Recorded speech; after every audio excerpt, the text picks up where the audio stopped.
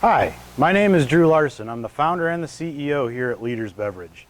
Welcome to the Leaders Bar, where our entire purpose is to provide education to try to help raise the standard of quality in the industry. In today's video, we're going to talk about the difference between caustic draft beer line cleaning and acid draft beer line cleaning, why we do the two, and then also how we measure out the chemical for the process. But before we ever start working with chemicals, what do? We put on safety wear, gloves and eyewear. So let's go ahead and do that before we get started. All right, now that we are all safety gloved and eyeweared up, let's go ahead and start talking about this stuff. So first, let's talk about the reason we use caustic and the reason we use acid. Caustic is to maintain, or I shouldn't say maintain, but maintain clean lines. Caustic is utilized to control, destroy, and get rid of bacterial growth. That's the stuff that's really going to create off flavors in your beer. The reason for acid is to get rid of beer stone or calcium oxalate. We'll talk a little bit more about that. First, let's talk about the caustic and when we use this and why we use it. So caustic is typically two different chemicals, or one of two different chemicals, either sodium hydroxide or potassium hydroxide. Sodium hydroxide is the better of the two, and that's what's in the chemical that we use. Now let's talk a little bit about what caustic means and the pH, because this cleaner is an alkaline cleaner. Now pH goes from 0 to 14, I think we all know that, with 7 being neutral. Well, the caustic that we use happens to be alkaline, because caustic really just means that it's corrosive. And so a low pH, an acid can be caustic and a base can be caustic. However, typically the term caustic is just used with bases, very strong bases, and alkalines. Alkaline meaning that it's dissolvable and cleaning. So that's why we use the caustic, and this is, again, a base then. It's a high pH. Caustic cleanings are done every 2 weeks. In as little as 2 weeks, and this is the reason I say that, is one, the Brewers Association put together the Draft Beer Quality Manual, and that's based on scientific data and empirical evidence from around the industry. It's been determined that 2 weeks is the best cycle for maintenance. I can tell you from experience that in as little as 2 weeks, you can start to see the degradation of flavor in beer. When I say degradation of flavor, I don't necessarily mean that you're going to start getting the off flavors like diacetyl and acetic in it, diacetyl meaning buttery flavor, but what you'll start seeing is that the really sharp corners and bright notes of hops and other ingredients start to become dulled. And so this is a situation where you might not necessarily know something is wrong with the beer, but you're just not going to want another one. And this is why it's so important. When you clean your lines every 4 or 5, 6 weeks, and that's chronic, what happens is a little bit of bacteria every week gets to stay around, or after every cleaning. And so over the course of time, you will start to get enough of a degradation that the actual beer that the brewer intended for you isn't there anymore. So I would certainly recommend you drink a beer that you know very well out of the bottle, out of the can, and when you're drinking it from a draft system, if it's not quite as bright, like the citrus or the hop aromas aren't quite the same, it's likely that that place isn't cleaning every 2 weeks properly. So that's why and when we use caustic.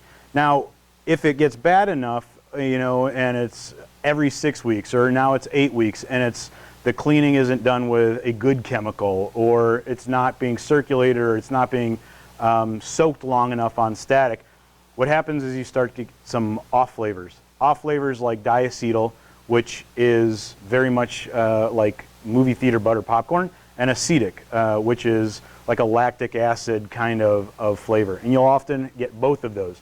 And that can come from the couplers, the lines, any place if we're not cleaning properly. So that's caustic. Let's talk a little bit about acid. Acid is used once every 2 or 3 months. We typically just say use it once a quarter, which is every 3 months. This is phosphoric acid, and this we use at 1%. Now there's a few other things out there, and I want to talk about them so you know not to use them as cleaners. One, there's sulfuric acid. That's extremely corrosive to metals, and so we don't want to use that obviously in a draft system. There's hydrochloric acid that is also very corrosive to stainless steel, so we don't want to use that. You have nitric acid, sometimes you see that. That's really bad for the nylon, which is all the plastics that are in your system. And then there's chlorine, and I really like talking about chlorine because we get that question quite often. You know, can I use chlorine? Can I use bleach? The problem with chlorine is it drops below pH 5, it starts to create chlorine gas, and that's extremely dangerous to humans, and it's also, again, corrosive to stainless, so we don't want to use that. So why do we use the acid? We use the acid to control beer stone or calcium oxalate. Beer stone builds up inside of a beer line much like plaque does inside of the veins. This is a standard kind of typical high quality draft beer line. And I'm getting it close to the camera so you can see it's just a small little line there. If that's got calcium building up inside of it, you can imagine that that does a few things. One, it holds on to bacteria better and flavors and aromas better. Well, what does that mean? If it's holding on to the flavor and aroma of the last beer, then it's getting into the next beer. And so calcium oxalate, that beer stone buildup inside the line, can reduce the flavor of the beer. It can reduce and hurt the flow of the beer, which means foam, which means waste, because every ounce of foam that goes down the drain is a 1/4 ounce of beer. And so we want to use this once a quarter to keep the beer stone at bay and keep it dissolved and out of the system. The longer you go without this, the more that builds up and the harder it is to get out. But give me 1 second. I'm going to grab a little chalkboard because I actually want to kind of show you this. All right, so through the magic of editing, here I am with the chalkboard. So let's say this is the beer line, and this is where the beer is flowing. What's happening with the calcium oxalate is it starts adhering to the plastic wall, and it just keeps layering up. Like I said, just like plaque in your veins. And so you can see that that's going to start affecting the flow of beer. And if you're affecting the flow of beer, then you have foam at the faucet. Even worse, this gets bad enough and flecks will start pulling off and going into your beer. And I certainly don't want flecks of this in my beer, and while it's not harmful, it's still kind of gross. So it's extremely important to use acid if you're talking about the long-term health of your system and the long-term profitability of your system. What I'm going to do now real quick, I'm actually going to show you the colors. These weren't quite as far away as I thought. Now, something I want you to think about safety-wise, because safety is always important, that's why I've got gloves and eyewear on, is you would never actually work with your chemicals on the bar top. Always keep the chemicals on the floor and always mix them at the floor, because if anything spills, then you're spilling at the floor and you're not spilling it over work surfaces and into sinks and things of that nature. But what I'm going to show you is that the acid, and I should say that what I'm showing you now is for these products. We use Micromatic chemical simply because they're the best. They're not the cheapest, they're the best, and we're about quality. Quality equals revenue, so it's a no-brainer for us. So you can see then, I want to show you the acid has a almost reddish. I'm going to close this up before I do anything with it. And the caustic has a blue. Now these dyes have nothing to do with the efficacy of the chemical. These are so that you can see that there's chemical in the line. However, no matter what, and I hear this sometimes that, oh, once the color is gone, then we're good to go. There's no way to ever know, oh, you might not be able to see these, they're out of camera. There's no way to ever know that these are out of the draft line without using pH paper.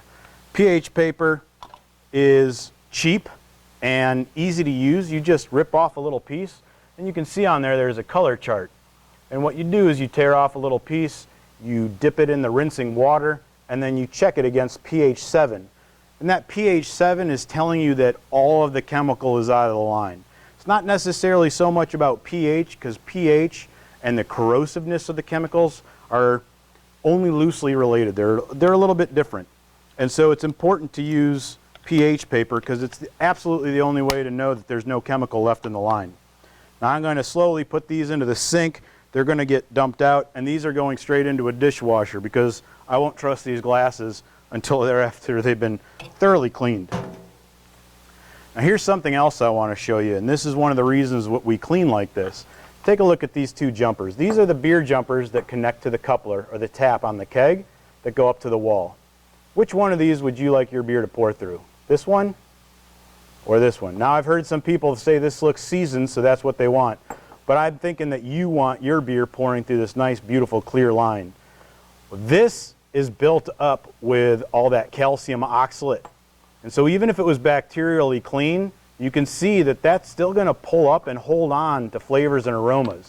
Just changing your jumpers sometimes will help. This material is only meant for 18 to 24 months, while most people have it on for 5 years, 10 years, 20 years, or until something goes wrong with it. So this is something that should be changed quite often. And it's not expensive. And so, you know, when you're talking about $1 a foot on this stuff and you're not changing it out, then you're just letting the beer come down in quality. What I want to do now is talk a little bit about how to actually measure these chemicals for cleaning, because that's something that we've found there is a lot of questions about. So let's go over to our chalkboard and we'll do a little bit of, I promise, very simple math. Okay, welcome to the whiteboard where we're going to do a little bit, and I said, I promise, simple math. First I was going to give you another close-up. There's that beer line jumper. You can see the color.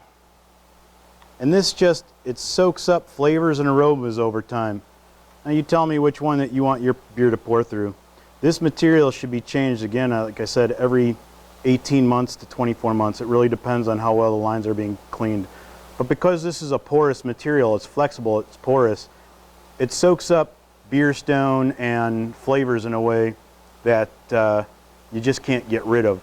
This is a very different material than the beer line that carries the beer. That can go for years and years, 10 to 15 years if it's well maintained. This stuff, again, only goes about 18 months if well maintained. But let's do that math. Now, when you're mixing the chemicals to clean with, on caustic you want 2% for new well-maintained lines, you want 3% for older lines. So we want 2% for good lines and 3% older lines. That's an easy one. And remember, that's caustic. When we talk about acid, it's only 1%. But how do we figure out to get that 3% in there? Well, let's look. We got to add up basically what we got. If we have 1/4 inch interior diameter line, that is equal to only 0.33 ounces per foot. If we have 5/16 line ID, we have 1/2 ounce per foot.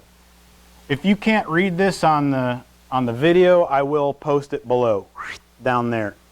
And then if you have 3/8 inch line, you have 0.75 ounces per foot. Now, 3/8 inch, that is probably what I would say is the industry's most common size. So that's what we're going to work with here today. Let's go ahead and erase this and we'll move on to the next parts.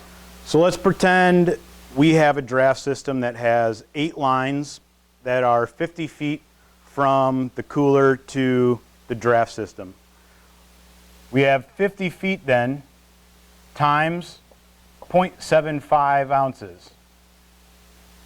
And that equals 37.5 ounces. So we have 37.5 ounces in one draft line. But let's not forget the jumper. That jumper is probably about 6 feet on average. And 6 feet at 3/4 of an ounce per foot equals 4.5 ounces. So we add 4.5 ounces to that one line, and we get a total of 8, 9, 10, 11, 12, 42 ounces. Now we multiply that by 8 because there's 8 lines. 8 lines times 42 ounces is equal to 336 ounces. Yes, of course I'm splicing this video so I can do the math off camera so I don't have to think about math in my head while I'm talking. So we have 336 ounces. Now, in order to mix this chemical, you need 1 cap per percent per gallon. So if we divided this by 128 ounces, we would get 2.6, which means we have 2.6 gallons in this system. Well, let's not forget there's 2.6, but how are we doing this cleaning? We have 1, 2, 3, 4, 5, 6, 7, 8 draft lines. Now, when we're doing circulation maintenance, it's coming in and then it loops, loops, loops, and then goes back out to the reservoir. So you got to remember, we have a reservoir in here. This reservoir, let's say you have 1.4 gallons just for ease. 1.4 and plus 2.6, we're going to get 4. So we have 4 gallons. Now to get to 3, let's just say, and for the sake of argument here, 3 ounces.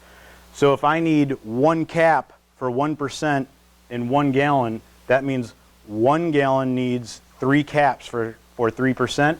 So we multiply the 4 by 3, and we know we need 12 caps.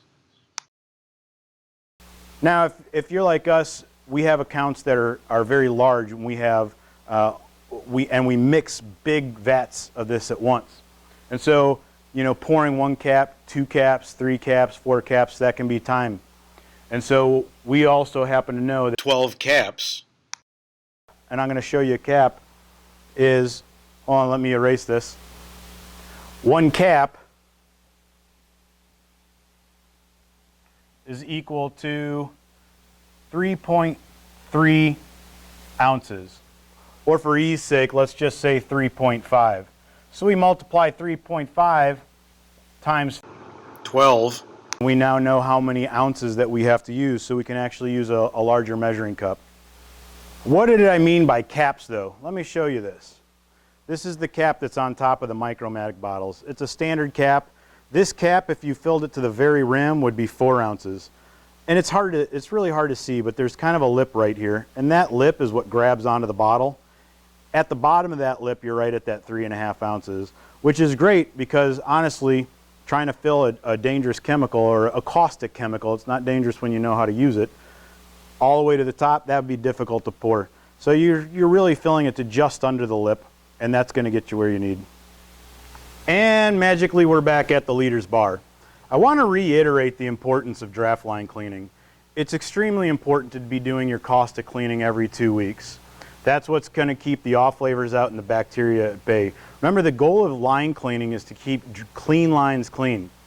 If you can taste a difference between the day before and the day after a draft line maintenance, then there's something wrong with that draft line maintenance, because every single pint should taste exactly the way the brewer intended it. So that's important. Acid, if you're not using acid at least once a quarter on a regular basis, you're going to get that buildup of calcium oxalate and beer stone, and that's going to start affecting the flavor of the beer, and it's going to affect the pourability of the beer, which means revenue, because it's foam down the drain. So it's exceptionally important to the long-term health of a system to be using the acid cleaning properly. This is what I'm going to challenge. If you're another draft company, a bartender, anybody who's in the industry, ask the bar or the draft line cleaners who clean the bar what chemicals they use. And I don't mean Micromatic versus anything else. I mean, do they know if it's sodium hydroxide or potassium hydroxide? Do they know what they're using? And that's going to go to how much they understand what they're doing. And that's not to mean anybody out there who's doing cleaning doesn't know what they're doing, but the more we know, the more we can help. Now, you've seen Micromatic bottles in other videos of mine. I've never really talked about it, but we are always happy to tell people what products we use, because we won't use a product unless we believe in it.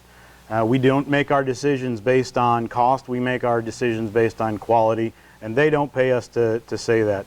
I do, however, want to send out a special thanks to Jen and Drew, who make the chemical that we use, and for all the support they provided as I was putting this together with the technical data. And obviously Micromatic, who has to answer questions that I have for them every day, because I'm a super geek and want to know everything.